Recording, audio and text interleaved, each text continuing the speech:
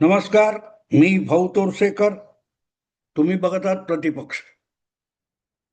मित्रांनो, मला वाटते 80च्या दशकामध्ये माझ्या ही गोष्ट लक्षात राहिली याचं कारण मी तेव्हा शिवसेनेचं मुखपत्र एकमेव मार्मिक या साप्ताहिकाचा कार्यकारी संपादक म्हणून काम करत होतो आणि त्याच काळात इंदिराजींची हत्या आणि खलिस्तान हा प्रकार उफाळलेला होता. शिवसेना प्रमुख बाळासाहेब ठाकरे यांनी खलिस्तान या चळवळीला कडाडून विरोध केला होता. ती फुटीरवादी, देशविरोधी, राष्ट्रद्रोही चळवळ आहे म्हणून. आणि त्यामुळे बाळासाहेबांना पहिलं जे Z+ सुरक्षा मिळाली ती त्यानंतर मिळाली होती. पण बाळासाहेब आपल्या स्वभावानुसार त्याची खिल्ली उडवताना आपल्याला कसा धोका नाही आणि शिवसैनिक हेच आपलं सुरक्षा कवच आहे हे सांगताना बाळासाहेबांनी शिवाजी पार्कच्या एका मेळाव्यामध्ये सांगितलेला एक किस्सा मला आठवतो. विनोद होता तो. ते म्हणाले, मला हे लोक काय मारणार. म्हणजे पर्टिक्युलरली शीख अतिरेकी जे होते त्याविषयी त्यांना सांगायचं होतं. आणि त्याने एक किस्सा सांगितला होता. तो असा होता की क्रिकेटची मॅच चालू आहे, शेवटची ओव्हर आहे आणि शेवटचा बॉल पडणार आहे आणि 4 का 5 रन्स पाहिजेत, 4 किंवा 6 काही ती मारली पाहिजे. आणि सगळ्या स्टेडियमवरची गर्दी, प्रेक्षकांची जी गर्दी आहे ती एकटक त्या गोलंदाजाकडे आणि फलंदाजाकडे बघते. एक शीख तरुण पुढच्या रांगेत होता आणि तो जोर जोरात काय काय ओरडत होता. अशा वेळेला मागून आवाज येतो, ए मणिंदर नीचे बैठ जाना, हमको दिखता नाहीये. तो मणिंदर मागे वळतो आणि सांगतो, यार मेरा नाम मणिंदर नाही आहे. तेवढ्या वेळात हा तो वळतो आणि कोणाला तरी बोलणाऱ्याला दम देतोय. एवढ्या वेळात तो बॉल पडतो, काय तो सिक्सर जातो, मॅच जिंकली आणि संपली. आणि मग तो जो चिडलेला मणिंदर नाव नसलेला माणूस आहे तो म्हणतो, यार मुझे आखरी बॉल नहीं दिखाई दिया, ना देखने दिया. असा हातपाय आपटत निघून जातो. पुढच्या वेळेला कुठेतरी फुटबॉलची मॅच आहे आणि अशा वेळेला अगदी शेवटचा 1 मिनिट बाकी काहीतरी आहे आणि असेच सगळे प्रेक्षक गदारोळ गदारोळ गदारोळ करतायत. आणि त्याच्यात हा शीख तरुण असतो आणि तो परत कोणीतरी मागून म्हणतो आहे, मणिंदर नीचे बैठ, हमको नाही दिखताय. तो चिडून वळतो आणि मागच्या बोलणाऱ्याला दम देतो, यार मेरा नाम मणिंदर नाही, क्यों बार बार मणिंदर बोल रहा है. आणि तेवढ्यात तो काय तो गोल झालेला असतो, मॅच संपलेली असते. परत हा शीख आपल्या कपाळावर हात मारतो. तेव्हा मोक्याच्या क्षणी कुठे बघावं आणि कुठे बघू नये ही तर साधी गोष्ट आहे. पण त्यापेक्षाही महत्वाची गोष्ट अशी आहे की जर मागे बसलेला ओरडून सांगतोय की मणिंदर नीचे बैठ, तर तुझं नाव मणिंदर नाही तर तू मागे वळून बघतोच का. तू जो मणिंदर नाही तर जो कोण मणिंदर खरा असेल तो वळून बघेल. तू मागे दुसऱ्या कोणाला दमदाटी करायची गरज काय. तुझं नाव ना मणिंदर नाही ना, मग तू कशाला मूर्खासारखा मागे वळतोयस. आणि मॅचचा काय तो क्रिकेटच्या किंवा फुटबॉलच्या मॅचचा मोक्याचा क्षण घालवतो. हा बाळासाहेबांचा किस्सा मला आज आठवला. याचं कारण बाळासाहेबांचे सुपुत्र आणि उवाठा शिवसेनेचे आजचे पक्षप्रमुख, ज्यांच्या हातून शिवसेना हा पक्ष गेलेला आहे, नाव निशाणी गेलेली आहे. आणि आता त्यांच्याकडे जे लोकसभेचे 9 खासदार आहेत त्यातले 2/3 फुटणार अशा बातम्या आहेत. या गेल्या आठवडाभर रंगवल्या झालेल्या बातम्या, ब्रेकिंग न्यूज बघितल्या होत्या मी. आणि त्या निमित्ताने मला तो बाळासाहेबांचा किस्सा आठवला. कारण अनेकांनी सांगितलंय, ब्रेकिंग न्यूज देणाऱ्यांनी, की 19 जून हा शिवसेनेचा वर्धापन दिन असतो आणि त्या वर्धापन दिन सोहळ्यातच त्या मुहूर्तावर ही फाटाफूट वगैरे होणार आहे. आणि म्हणून मला हा विषय डोक्यात येता येता तो बाळासाहेबांचा किस्सा आठवला, जो जवळजवळ 40-50 वर्षापूर्वीचा आहे. 86 किंवा 87चा आहे. 1986 किंवा 87. अरे तुझं नाव मणिंदर नाही तर मागे वळून बघतोच का मुळात? तू मॅच बघायला आलायस, मॅच बघ. शेवटचा निर्णायक चेंडू टाकला जाणार आहे किंवा निर्णायक मिनिटाचा खेळ चालू आहे, पण तो वळतो. याला दिशाभूल करणं म्हणतात. आणि तो दिशाभूल करून घेत होता. तो दिशाभूल करून घेत होता आणि फसगत त्याची होत होती. नेमकी ती अवस्था आज बाळासाहेबांच्या सुपुत्राच्या पक्षाची आणि नेतृत्वाची असेल तर त्याची तुलना बाळासाहेबांनी सांगितलेला किस्सा जो आहे त्याच्याशी करणं अगत्याचं होतं. मित्रांनो, एक सोपी गोष्ट घ्या. अचानक हे ऑपरेशन टायगर ज्याची खिल्ली मीडिया उडवत होता, ते ऑपरेशन टायगर हे इतकं पॉवरफुल झालं की उद्धव ठाकरेंनी सुद्धा दुसऱ्यांदा आपल्या पक्षाच्या खासदारांची मातोश्रीवर बैठक बोलवली. मग ती बैठक बोलवली, त्या बैठकीला किती लोक आले, कोणी कोणी काय काय शपथा घेतल्या, किती लोक आले, किती लोक ऑनलाईन आले, किती लोकांनी उत्तरच दिलं नाही, वगैरे वगैरे. या गेल्या 4-5 दिवसामध्ये याचा हलकल्लोळ चालू आहे. याचं कारण ज्या प्रकारे बंगालच्या विधानसभा निवडणुकीचे निकाल आल्यानंतर तिथला 15 वर्ष सत्तेत असलेला ममता दिदीचा तृणमूल काँग्रेस पक्ष हा बघता बघता पत्त्याच्या बंगल्यासारखा कोसळतोय. पण त्या घटनेला अकारण आगामी पावसाळी अधिवेशनात भाजप किंवा मोदी सरकार जे बारगळलेलं महिला विधेयक आहे आणि परिसीमन विधेयक आहे ते आणणार आणि त्याच्यामध्ये 2/3 बहुमताची गरज भाजपला आहे आणि म्हणून भाजपला जवळजवळ 60-70 वगैरे काहीतरी इतर पक्षातले एनडीएच्या बाहेरचे खासदार हवे आहेत.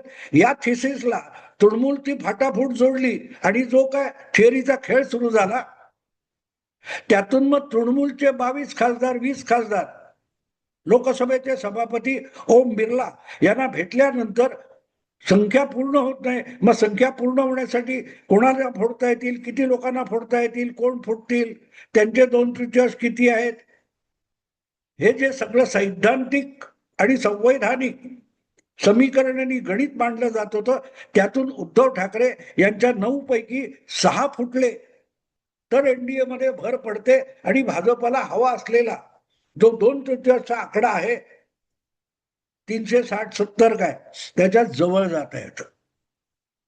आणि मग त्यातून जी चाचपणी झाली त्याच्यात बरेच दिवस उदय सामंत वगैरे बोलतायत की आमचं ऑपरेशन टायगर आहे, त्यामध्ये उद्धव ठाकरेंच्या 9 खासदारांमधले 2/3 फोडून शिंदेच्या शिवसेनेत आणले जाणार. ही गोष्ट गेले काही महिने चालू आहे आणि त्यामुळे तृणमूल काँग्रेसच्या खासदारांनी ओम बिर्ला यांची भेट घेतली, त्यांना पत्र दिलं, त्याच्यावर सह्या कोणाच्या, किती खऱ्या किती खोट्या, हा सगळा गदारोळ चालू असताना एक गोष्टीकडे दुर्लक्ष होतं की पहिल्यांदा ओम बिर्ला सभापती यांची भेट मागण्यात आली, वेळ मागण्यात आली. वेळ मिळाल्यानंतर ते जाऊन त्यांच्या घरी भेटले, नंतर त्यांच्या कार्यालयात भेटले, त्यांना पत्र दिलं, त्याच्यावर किती नाव आहेत 19-22 वगैरे वगैरे वगैरे.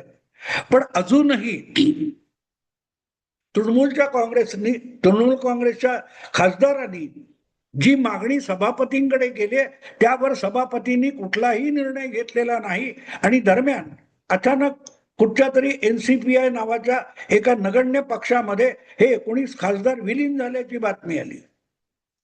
हा सगळा गदारोळ, उडवलेला धुरळा आणि मग त्याच्यात एकदा ते झाल्यासारखं आहे मग किती कमी पडतात हे गणित सुरू झालं आणि मग आणखीन कुठले फोडले जाऊ शकतात. डीएमके तर आहेच आणि त्यातूनही आलं. आणि मला अजूनही या सगळ्या प्रकाराची गंमत कळते. मी आधीच एक व्हिडिओ केलाय, कालच टाकलाय की इतक्यात उबाठा शिवसेनेचे खासदार फुटणार नाहीत. अर्थात ही माहिती मला कोणी दिलेली नाही. मी तुम्हाला सांगितलंय की मी लॉजिकली तर्काच्या आधारे माझं विवेचन करत असतो आणि आज घडीला तरी उद्धव ठाकरे यांचे खासदार फोडण्याची ना भाजपला गरज आहे, ना एकनाथ शिंदेना गरज आहे, ना परिस्थिती तशी दिसते. पण 19 जूनचा मुहूर्त कसा साधायचा, म्हणजे यांचा मुहूर्त आहे म्हणून उभाठा शिवसेना फुटली पाहिजे, हे जे काही विवेचन आहे मला पटत नाही. आणि म्हणून मी जो विचार करत होतो, सगळ्यांचं लक्ष कुठे, 19 जून, 6 खासदार, कोण कुठे चार्टर्ड प्लेनने गेला वगैरे वगैरे वगैरे. पण हे सगळे लोक एक गोष्ट विसरले की जी कुठची तारीख 19 जून आहे, त्याच्या एक दिवस अलीकडे जी तारीख येते त्याला 18 जून म्हणतात. आणि 18 जूनला महाराष्ट्राच्या विधान परिषदेच्या 16 जागा अधिक एक पोटनिवडणूक अशा 17 जागांसाठी निवडणूक व्हायची. पोटनिवडणूक ही बावनकुळेमुळे होते आणि नागपूरची ती जागा भाजप सहज जिंकणार आहे. विषय आहे तो उरलेल्या 16 जागांचा, ज्या रितसर नव्याने निवडल्या जाणार आहेत. बावनकुळेंची जी जागा आहे ती उरलेल्या कालमर्यादेपुरती आहे आणि 16 या रितसर निवडल्या जाणार 6 वर्षासाठी. आणि त्याचं मतदान ज्या दिवशी होणार आहे ती तारीख आहे 18 जून. म्हणजे मी बोलतोय ती बहुतेक 17 जून आहे, उद्याची गोष्ट आहे. अशा वेळेला ज्या वेळेला उमेदवारी अर्ज कोणाला काय काय वगैरे वगैरे वाद महिनाभर आधी, 15 दिवस आधी झाले आणि आता प्रत्यक्ष मतदानाचा दिवस आलाय, त्या दिवशी मतदानाकडे प्रत्येक पक्षाने लक्ष दिलं पाहिजे.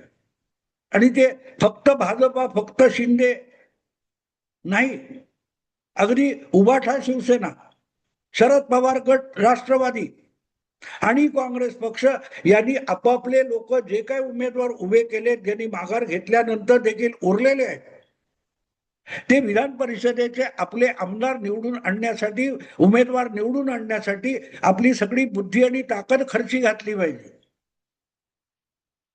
अशा वेळेला शिवसेना काय करते, शिवसेनेचे स्वतःला सगळ्यात ज्येष्ठ श्रेष्ठ म्हणणारे उद्धव ठाकरे असतील, संजय राऊत असतील, अरविंद सावंत असतील, अनिल देसाई असतील, ही मंडळी काय करतात, तर फुटणारे आमदार अशा ज्या बातम्या आहेत त्यांना अडवण्यासाठी आपली बुद्धी आणि शक्ती सगळी पणाला लावून बसली. पण विधान परिषदेमध्ये जे आपले आमदार किंवा उमेदवार निवडून आणायचे त्याकडे त्यांचं कितीसं लक्ष आहे. उद्याच्या उद्या मतदान होणार आहे आणि त्यामध्ये तुमचे नगरसेवक, जिल्हा परिषद, तालुका पंचायत सदस्य फुटले आणि त्यांनी सत्ताधारी उमेदवाराच्या बाजूने मतदान केलं तर तुमची मतं असून सुद्धा तुमचा विधान परिषदेचा उमेदवार पराभूत होणार आहे. जे लोकसभेचे खासदार फुटणार आहेत किंवा फुटणार अशा बातम्या आहेत त्याला भरपूर वेळ आहे. त्याला सभापतींकडे जाणं, सभापतींचा वेळ मागणं, सभापतींना पत्र सादर करणं, त्यासाठी आवश्यक त्या बैठकी करणं, सगळी प्रोसिजर आणि औपचारिकता पूर्ण करणं, याला 4-5 दिवस तरी लागतात. पण विधान परिषदेसाठीचं मतदान हे 18 तारीखचं आहे आणि ते त्याच दिवशी होणार आहे. ते खूप आधीपासून ठरलेली वेळ आणि ठरलेला मुहूर्त आहे आणि त्या बाबतीत उभाठा शिवसेनेचे सगळे नेते गाफील आहेत. ते खासदार फुटतील तर त्यांना वाचवायला धावलेत, पण आपले विधान परिषदेचे उमेदवार निवडून आणण्यासाठी एक एक नगरसेवक हा मतदार असतो, तो महत्वाचा आहे. तो आपल्याच बाजूने राहील, आपल्याच बाजूने मतदान करील, यासाठीचा प्रयत्न करण्यापासून उभाठा शिवसेना मैलोगंती दूर आहे. आणि गंमत बघा, जे तृणमूल काँग्रेसच्या बाबतीत ममता दिदी गप्प होत्या, पक्षाचं नेतृत्व गप्प होतं आणि बोलत कोण होते, जे फुटणारे 18, 16, 20, 22 जे कोण होते ते बोलत होते, ते पत्रकारांशी बोलत होते, मीडियाशी बोलत होते, पत्र कागद वगैरे दाखवत होते. शिवसेनेच्या बाबतीत, उभाठा शिवसेनेच्या बाबतीत जे कोणी फुटणारे आहेत म्हटलं जातं ते चकार शब्द मीडियाशी बोलत नाहीत, जाहीररित्या बोलत नाहीत, कुठले कागद दाखवत नाहीत आणि त्यांना रोखायला निघालेले मात्र थेट पत्रकार परिषद घेतात. मी हा व्हिडिओ बनवण्यापूर्वी दिल्लीमध्ये संजय राऊत, अनिल देसाई आणि अरविंद सावंत यांनी घेतलेली पत्रकार परिषद दाखवली. म्हणजे अजून फुटणाऱ्यांकडून किंवा फुटीरांकडून एकही शब्द बोलला गेलेला नाही. तेवढ्यात ते फुटणार असल्याची ग्वाही द्यायला उद्धव ठाकरे यांचे निष्ठावान हायकमांडचे नेते मात्र पत्रकार परिषद घेऊन मोकळे झाले. फुटणार आहेत का? ये मणिंदर नीचे बैठ, मेरा नाम मणिंदर नहीं है. कळलं तुम्हाला? फुटणाऱ्यांनी एकही शब्द बोललेला नाही, पण जे निष्ठावान आहेत ते मात्र फुटणारे आहेत असं म्हटलं जातं. त्यांच्याकडे बोट दाखवून दोषारोप करायला थेट मीडियामध्ये दाखल झाले. याला कॅमॉफ्लॉज म्हणतात. हा खरा गेम आहे. ही उभाटा शिवसेनेची सगळी बुद्धी आणि शक्ती ही नको तिकडे वळवली गेली. मनिंदर नीचे बैठ आणि हे सांगतात मेरा नाम मनिंदर नाही है, आमच्यात फाटाफूट होणार नाही. अरे फुटणारे समोर आलेले नाहीत, फोडणार कोण आहे तो बोलत नाही. मग तुम्हाला कोणी सांगितलं इन्कार करायला आणि त्यासाठी पुढे यायला? बाळासाहेबांनी जो शिवसेनेच्या शिवाजी पार्कच्या मेळाव्यात विनोद सांगितला होता, हास्यास्पद विनोद सांगितला होता, तो उद्धव ठाकरे यांना पॉलिसी मॅटर वाटतो की काय? आजचे जे कोण शिवसेनेचे दिग्गज नेते आहेत, अनिल देसाई वगैरे, त्यांना ती पॉलिसी वाटते, पक्षाचं धोरण वाटतंय की मनिंदर नीचे बैठ म्हटल्यावर आपण वळायचं आणि त्याच्यात आपले सगळे विधान परिषदेचे उमेदवार आणि मतदार पळवले जाणार. हा गेम आहे मित्र.